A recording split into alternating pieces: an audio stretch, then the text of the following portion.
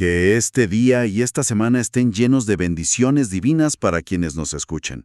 Amén, que así sea. Bueno, para arrancar este análisis profundo, quiero que quienes nos sintonizan imaginen este escenario por un momento. A ver, ¿cuenta más? Tenemos a un grupo enorme de nómadas que acaba de escapar de la esclavitud. Ajá. Están acampando en medio de un desierto implacable.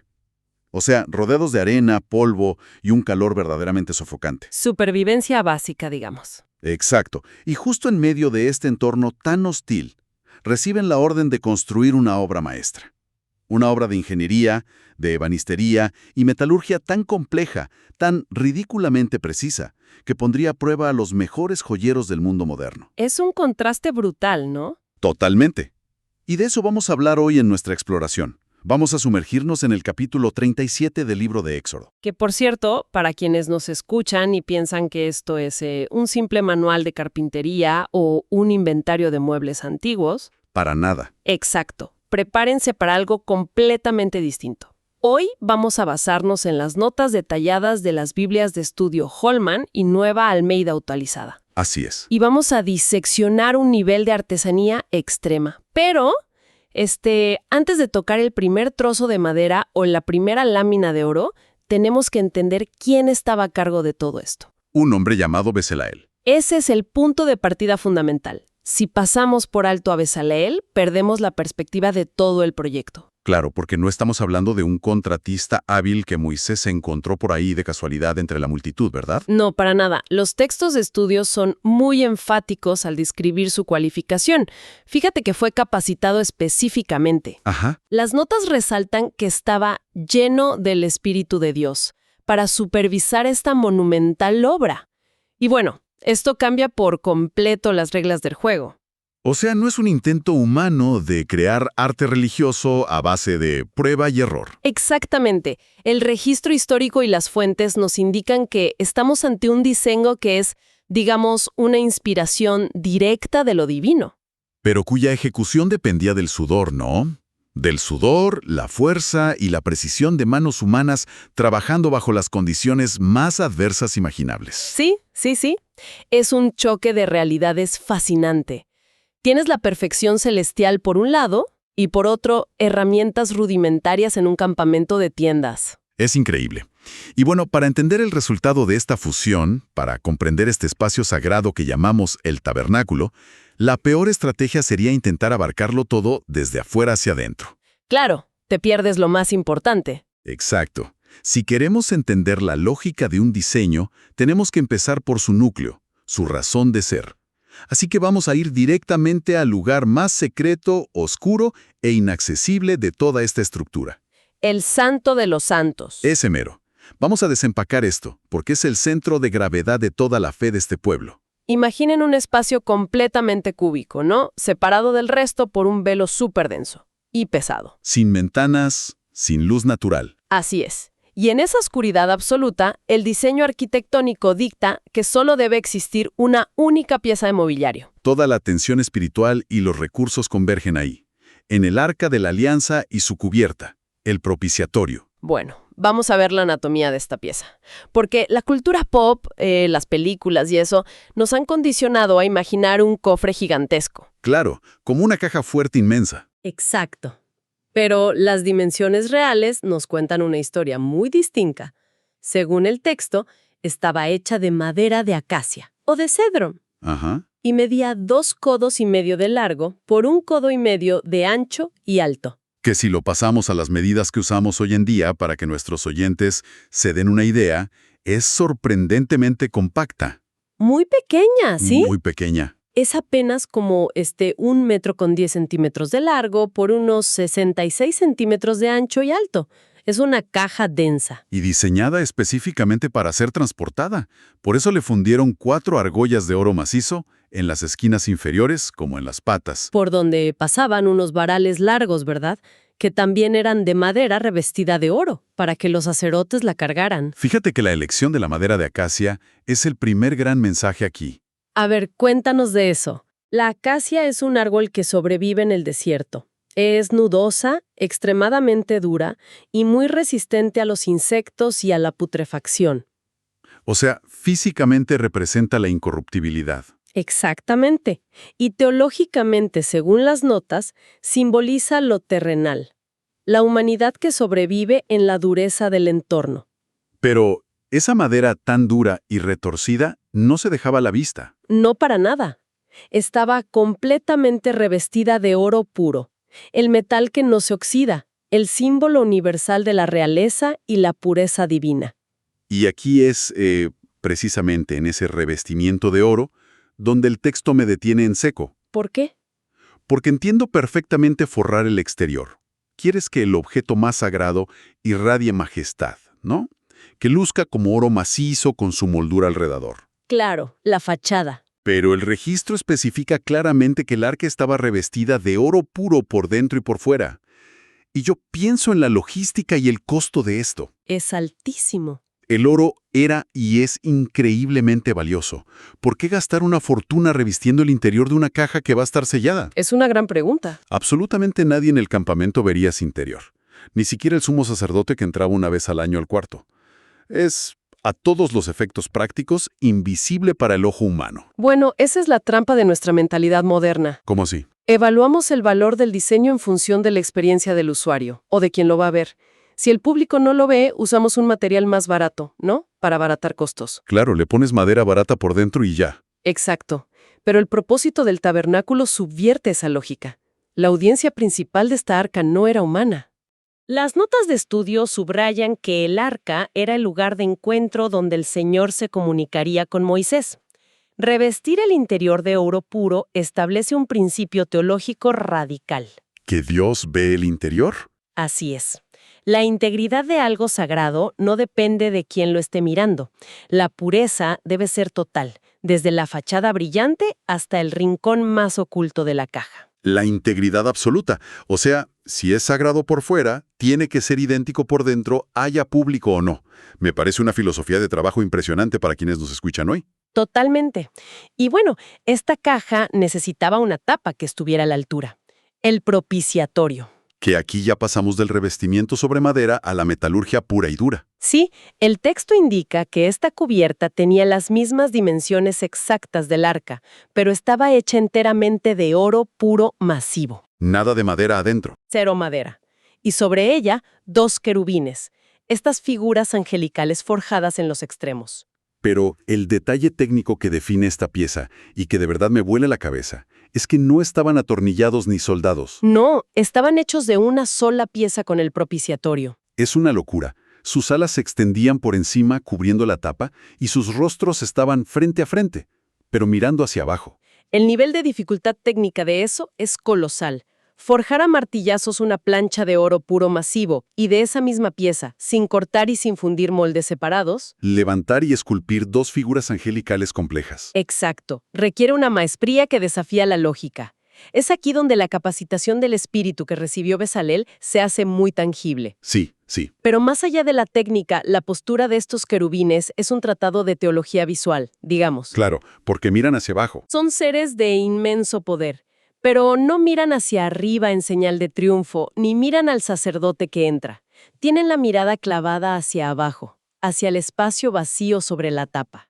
Como una reverencia absoluta. Así es. Porque ese espacio exacto entre las alas es el punto focal del encuentro. Es donde la ley, guardada dentro del arca, y la gracia divina se cruzan. El centro absoluto. Una caja indestructible, rodeada de oro por donde la mires, custodiada por seres que ni siquiera se atreven a levantar la vista, es abrumador. Lo es. Pero el diseño no se queda solo en el misterio inaccesible. Si dejamos atrás el Santo de los Santos y cruzamos el velo hacia afuera, entramos al santo lugar. Y aquí notamos un cambio de narrativa. Pasamos del lugar del encuentro oculto a un espacio que empieza a conectar lo divino con la provisión física. Y lo primero que estructura este espacio es la mesa de los panes. Una pieza que repite el lenguaje de materiales del arca. Madera de acacia revestida de oro puro. Ajá. Sus dimensiones la hacen una mesa alargada pero bajita. Unos 88 centímetros de largo, 44 de ancho y 66 de alto. 2 codos por 1 codo y codo y medio de altura. Exacto. Pero lo que la distingue son sus detalles funcionales. Poseía una moldura de oro a su alrededor y algo muy peculiar. El borde. Sí, un borde adicional como un marco de la anchura de una mano, unos 4 dedos, que a su vez tenía su propia moldura dorada, además de 4 argollas en las patas para los varales. Y a mí ese borde de 4 dedos me parece una de las decisiones de diseño más fascinantes. ¿Así? ¿Por qué lo dices? Porque cuando uno lee sobre la santidad de estos objetos, a veces olvida que estamos hablando de una estructura portátil en un campamento nómada. Es verdad. Esta mesa iba a ser cargada al hombro a través de dunas, montañas y terrenos súper escarpados. Y sobre ella iban platos, recipientes para incienso, jarras de oro. Y el elemento central, los panes de la proposición. Exacto. Entonces, ese borde no es solo decoración, es un barandal de contención.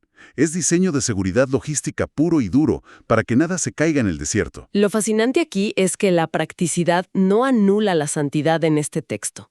Al contrario, el diseño protege el propósito. Claro. Y el simbolismo de lo que protege es vital. Son 12 panes, 12 tribus. La totalidad del pueblo está representada constantemente delante de la presencia divina. Y el contraste de usar utensilios de oro puro para sostener algo tan cotidiano como el pan. Se está tomando la necesidad humana más básica y perecedera, el alimento diario, y se le está elevando a la categoría de un acto completamente sagrado. Elevar lo cotidiano a lo sagrado. Me encanta. Pero, ahora pensemos en la física de este espacio. A ver, Tenemos una mesa dorada, recipientes relucientes, panes recién horneados. Pero todo esto está dentro de una tienda enorme cubierta por gruesas capas de cueros y pieles. sin ventanas. El sol del desierto se queda afuera. Si no hay luz, esa mesa dorada, por más hermosa que sea, desaparece en las sombras. Y es esa necesidad de visión la que nos lleva a la tercera gran pieza de este recinto, y quizás la hazaña técnica más incomprensible de todo el capítulo. Aquí es donde se pone realmente interesante. El candelabro de oro puro. La fuente de luz. Y a diferencia del arca o de la mesa, aquí la madera desaparece por completo. Todo metal, todo de oro puro batido. Una base, un asta central y 6 ramas laterales, 3 de cada lado. Una estructura arboriforme, como un árbol estilizado, pero con una complejidad botánica increíble. Los detalles me dejan sin palabras. El texto describe que en cada una de las ramas laterales había 3 cálices con forma de flores de almendro. Con sus respectivos capullos o manzanas y flores abiertas. Y en el asta central había 4 de estas estructuras florales. Todo esto, junto con sus 7 lámparas, sus despabiladeras para cortar los pavios y sus platillos para apagar las llamas, sumaba un talento de oro puro. Estamos hablando de aproximadamente 34 kilos de oro. 34 kilos. Pero el asombro no está solo en el peso. El texto repite que formaba una sola pieza. Si conectamos esto con el panorama general, debemos detenernos en ese proceso de obra batida. La técnica del repujado y cincelado a esta escala es asombrosa. No lo ensamblaron. No hicieron las ramas por separado, ni esculpieron docenas de florecitas para luego soldarlas. Tomaron un bloque masivo de oro y a puro martillo, golpe a golpe, el oro fue estirado y detallado. Piensa en el margen de error para quienes hacían esto. Si daban un golpe demasiado fuerte, al intentar formar un pétalo en una rama, no podían simplemente borrarlo. Podían arruinar la simetría de una pieza masiva. El esfuerzo físico es tremendo, pero el control artístico es lo que define esta pieza. Nuevamente, la inspiración divina sobre Bezalel y su equipo. Pero, a ver, te hago una pregunta. ¿Por qué un almendro? Podrían haber hecho esferas lisas o cilindros que hubieran sido 1000 veces más fáciles de forjar a martillazos. Bueno, la botánica en el antiguo Medio Oriente siempre lleva un mensaje. Y el almendro tiene una característica única en esa región. ¿Cuál es? Es el primer árbol que florece. Cuando todo el paisaje sigue pareciendo muerto y gris por el invierno, el almendro brota, a veces incluso antes de que salga su propio follaje. ¡Wow! Su nombre en hebreo está vinculado a la idea de vigilar o despertar. O sea que este candelabro masivo no es solo un poste de luz funcional. No, es un símbolo constante de vida que despierta, de vigilancia divina. La luz rompe la oscuridad del recinto sagrado, de la misma manera que el almendro rompe la aparente muerte del invierno. Tienes un árbol de luz y vida floreciendo perpetuamente frente a la mesa de la provisión. Es una atmósfera perfectamente orquestada. Es inmersivo. Tienes la provisión física, la luz cálida rebotando en el oro, pero todavía hay una brecha sensorial. El olor. Exacto. Si solo tienes luz dorada y pan, sigues estando en un campamento nómada con miles de personas, animales, fuego y polvo. El olor del desierto es pesado. Sí, muy fuerte. Entonces, si el tabernáculo está diseñado para hacer una inmersión total en una realidad divina, necesitas desconectar el último puente con el mundo exterior, el olfato. Y eso nos lleva a la última pieza que analizan nuestras notas de hoy, el altar del incienso. Cuéntanos de las dimensiones. Era más pequeño que la mesa. Estaba hecho de madera de acacia, pero era un cuadrado perfecto. 1 codo de largo por 1 codo de ancho y 2 codos de alto. O sea, unos 45 centímetros cuadrados por 90 de altura, como una torrecita. Exacto. Y en sus esquinas superiores tenía cuernos, que según el texto no eran piezas añadidas, sino talladas de la misma pieza de madera. Otra vez la insistencia en la unidad. Puesto revestido de oro puro en su cubierta, paredes y cuernos con su moldura y sus argollas. ¿Sabes? Yo pienso en esto como el equivalente antiguo de diseñar la atmósfera. Hoy en día, en la arquitectura sensorial moderna, no solo diseñas el mueble, diseñas la fragancia del lugar. Claro, para que sea una experiencia completa. Exacto. Y el capítulo 37 culmina con este concepto. El texto menciona la creación del óleo sagrado y un incienso aromático puro. Y la instrucción es muy clara. Las notas de estudio recalcan que esto debía hacerse según el arte del perfumista. No era echar unas hojas secas al fuego, era una ciencia exacta. Entonces, ¿qué significa todo esto en conjunto? Esto plantea una pregunta importante sobre la función del humo. Este pequeño altar cuadrado estaba ubicado justo delante del velo, frente al lugar donde estaba el arca. Ajá. Su única función era quemar este incienso de fórmula restringida y purísima. A medida que el humo subía, no solo saturaba el aire con un aroma que anulaba el olor del campamento, sino que creaba una nube física. Un velo de humo aromático. Y teológicamente, ese incienso subiendo representa las oraciones y la intercesión continua.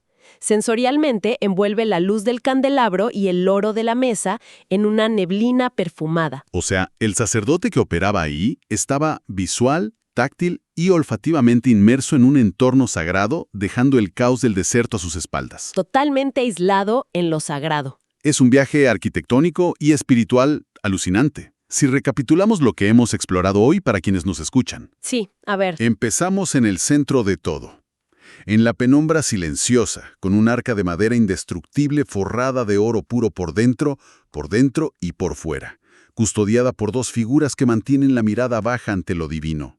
Y de ahí salimos a la luz. Exacto. Encontramos una mesa con un borde de contención logístico, elevando el pan, el sustento diario, a un acto de adoración. A su lado, ese monumental candelabro de 34 kilos de oro floreciendo para iluminar. Y finalmente, el altar cuadrado del incienso perfumado. Lo que todo esto demuestra es una devoción radical al detalle. Cada argolla, cada grosor, cada capullo tenía un peso funcional, estético y teológico. No hay un solo elemento dejado al azar. Es el esfuerzo supremo de materializar realidades espirituales insondables utilizando las herramientas del mundo físico. Y creo que aquí hay un último pensamiento provocador. Una idea para que nuestros oyentes se la lleven y la mastiquen esta semana. Excelente. A ver. Al analizar todo este nivel de detalle técnico, el oro interior del arca, los relieves del candelabro, debemos recordar que casi todo esto estaba destinado a permanecer en la oscuridad de una tienda. Oculto a los ojos de la multitud. Exacto. Millones de personas acamparon a su alrededor durante décadas y jamás vieron esas flores de almendro ni el brillo del propiciatorio. Prácticamente ningún ser humano iba a aplaudir ese arte. Nadie lo iba a ver. Entonces esto nos obliga a hacernos una pregunta incómoda. ¿Para quién hacemos las cosas con excelencia? Qué buena pregunta. Vivimos en una era donde si nuestro trabajo no recibe aplausos o visibilidad pública, sentimos que no valió la pena. Pero esto nos enseña una lección brutal sobre la integridad. ¿Cómo cambiaría nuestra ética de trabajo o nuestra vida íntima si decidiéramos actuar con un estándar de pureza interior, sabiendo que nadie humano lo va a notar? Es una invitación a repensar para quién hacemos lo que hacemos. Hacerlo con excelencia simplemente porque es lo correcto. Una reflexión profunda para cerrar nuestra exploración de hoy sobre los tesoros ocultos en Éxodo 37. Ha sido un recorrido espectacular a través del diseño, la técnica y el propósito. Que Dios bendiga a todos los oyentes.